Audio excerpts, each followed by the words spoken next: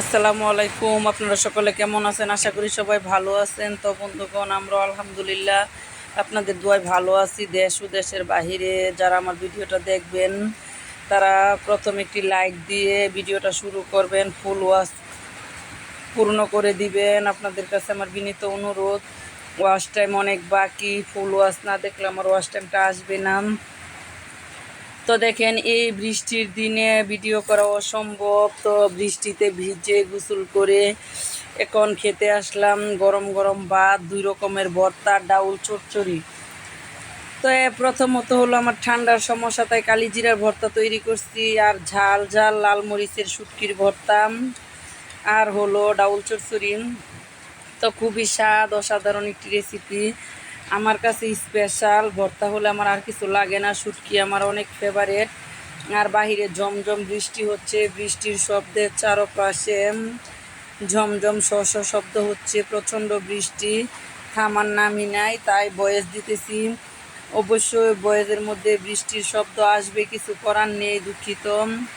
তো দেখেন কি করতেছি, এই বৃষ্টির মধ্যে চাউল ভেজে নিলাম, তারপর বুট রান্না করে নিলাম নিজের হাতে, রুমের মধ্যে বসে সন্ধ্যার দিকে জাল মুড়ি মাখা খাবো বিকাল বিকালে শেষ বেলায়।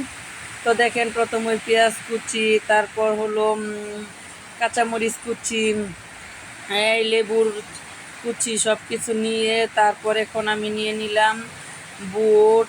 বুট নিয়ে তারপর এখন আমি আরেকটা মাখা বুট নিয়ে নিলাম, আর হলো ধনিয়া, শুকনো মরিচের গুঁড়া নিয়ে নিলাম, সরিষার তেল দিয়ে দিলাম। এখন আমি এগুলো ভালো করে সুন্দর করে মাখা জাকা করে নিব। দেখতে থাকেন, আশা করি ভালো লাগবো। তো এটার মধ্যে হলো একটু বিট লবণ দিয়ে দিচ্ছি, তাহলে এটা আরও ভালো লাগবে।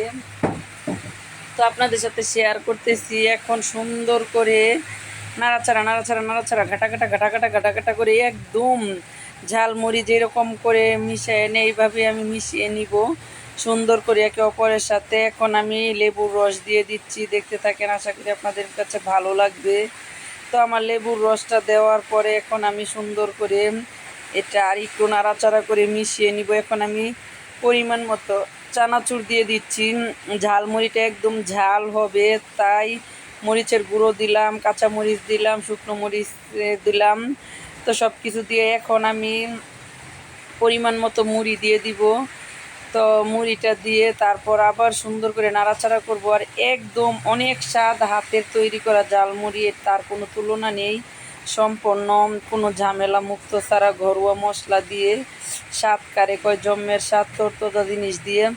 এই বৃষ্টির দিন বিকালবেলা এটা হলে কিন্তু অনেক জমে যায়, বৃষ্টিটা খুবই ভালো লাগে।